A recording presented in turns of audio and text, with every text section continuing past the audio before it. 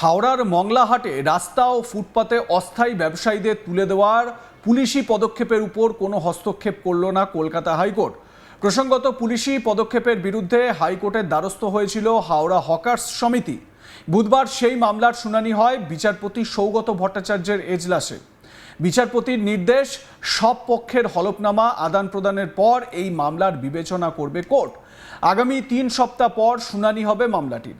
হাইকোর্টের আরও নির্দেশ, আইনানুগ পদক্ষেপ করতে পারবে প্রশাসন।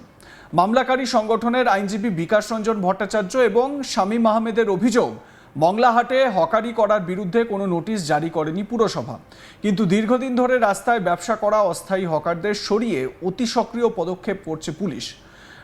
রাজ্যের কৌশলী অতিরিক্ত অ্যাডভোকেট জেনারেল বিল্লোদ্দল ভট্টাচার্যের পাল্টা দাবি, শহরে রাস্তা ও ফুটপাত দখলমুক্ত করতে এবং যানবাহন চলাচলের সুবিধার্থে রাস্তা ফাঁকা করতেই পদক্ষেপ করা হয়েছে।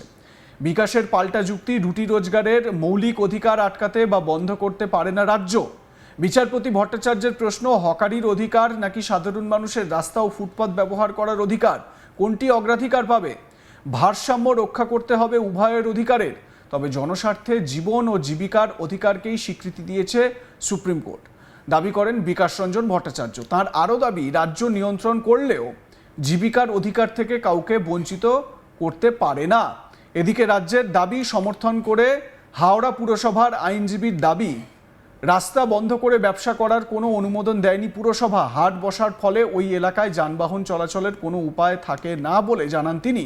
সব পক্ষের বক্তব্য শুনে বিচারপতি সৌগত ভট্টাচার্যের পর্যবেক্ষণ, প্রাথমিক পর্যায়ের অন্তর্বর্তী নির্দেশ দেওয়ার আর্জিতে সন্তুষ্ট হতে পারেনি কোর্ট।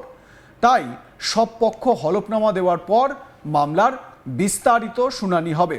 দেখুন, হাওড়ার বিখ্যাত মংলাহাট, সেই মংলাহাটে কি হকারদের বসতে দেওয়া হবে কি হবে না, এই নিয়ে একটা ডামাডোল কিন্তু তৈরি হয়েছে। আপনারা দেখবেন বিগত সরকারের সময়ও এই মংলাহাটে হকারি করা নিয়ে বা ব্যবসায়ীদের সেখানে ব্যবসা করা নিয়ে নানান রকম প্রশ্ন কিন্তু উঠেছিল, যদিও এবার বিষয়টি হাইকোর্টের আওতাধীন।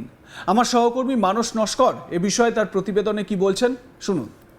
হাওড়ার মঙ্গলাহাট নিয়ে কড়া অবস্থান নিল কলকাতা হাইকোর্ট। হাওড়ার মঙ্গলাহাটে হকার উচ্ছেদের বিরুদ্ধে ওই এলাকার হকার্স ইউনিয়নের পক্ষ থেকে কলকাতা হাইকোর্টে একটি মামলা দায়ের করা হয়েছিল বিচারপতি সৌগত ভট্টাচার্যের বেঞ্চে, কিন্তু বিচারপতি সৌগত ভট্টাচার্য কোনো রকম অন্তর্বর্তী নির্দেশ দিলেন না। অর্থাৎ বিচারপতি সৌগত ভট্টাচার্য হাওড়া হকার্স সমিতির পক্ষ থেকে যে মামলা করা হয়েছিল, যেখানে তাদের আর্জি ছিল অন্তর্বর্তী আদেশ দিক বা কলকাতা হাইকোর্ট, সেই আর্জি খারিজ করে দিয়েছেন বিচারপতি সৌগত ভট্টাচার্য। তবে সব পক্ষকে 3 সপ্তাহের মধ্যে হলফনামা দিতে নির্দেশ দেওয়া হয়েছে। 3 সপ্তাহ পরে এই মামলার শুনানি হবে। ইতিমধ্যে যে অন্তর্বর্তী আদেশের আর্জি জানানো হয়েছিল সেটি খারিজ করে দেওয়া হয়েছে এবং পুরসভাকে নির্দেশ দেওয়া হয়েছে, হাওড়া পুরসভা তারা ওই এলাকায় যাতে পথচারীদের চলাচলে কোনো অসুবিধে না হয়, গাড়ি চলাচলে যাতে কোনো অসুবিধে না হয়, তার জন্য সমস্ত রকম ব্যবস্থা করতে পারবে। হকার্স সমিতির পক্ষ থেকে যে মামলা দায়ের করা হয়েছিল, সেখানে বক্তব্য, কোনো রকম নোটিশ না দিয়েই মঙ্গলাহাটে দীর্ঘদিন ধরে যারা ফুটপাতে ব্যবসা করেন তাদেরকে কোনো রকম নোটিশ ছাড়াই তুলে দেওয়া হচ্ছে এবং এইরকমই আর্জি নিয়ে কলকাতা হাইকোর্টে তারা মামলা দায়ের করেছিলেন।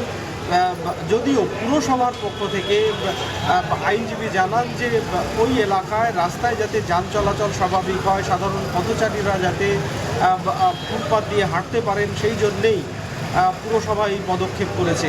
পাল্টা মামলাকারীদের পক্ষে আইনজীবী বিকাশ রঞ্জন ভট্টাচার্য, শামীম আহমেদ এরা জানান যে জীবন ও জীবিকার অধিকার মানুষের মৌলিক অধিকার। ওই এলাকায় রাস্তা ফুটপাত আটকে ব্যবসা করা হচ্ছে, সেটা যেমন অভিযোগ, একই সঙ্গে নাগরিকের মৌলিক অধিকার তাদের জীবন ও জীবিকার অধিকার পাওয়া এবং রাজ্যের লোকাল প্রশাসনের দায়িত্ব জনগণকে সেই অধিকার দেওয়ার বা তাদের জীবন ও জীবিকার অধিকার যাতে সুনিশ্চিত হয় সেটা ঠিক করা। পাল্টা বিচারপতি সৌগত ভট্টাচার্যের বক্তব্য, তার মানে কি নাগরিকের যারা সাধারণ পথচারী পথ দিয়ে চলা কি তাদের অধিকার নয়, সেটা কি তাদের মৌলিক অধিকার নয়? রাস্তা আটকে কোনো রকম ব্যবসা বাণিজ্য করা যাবে না এবং এই বিষয়ে কোনো অন্তর্বর্তী আদেশও দেওয়া সম্ভব নয় বলে বিচারপতি জানান।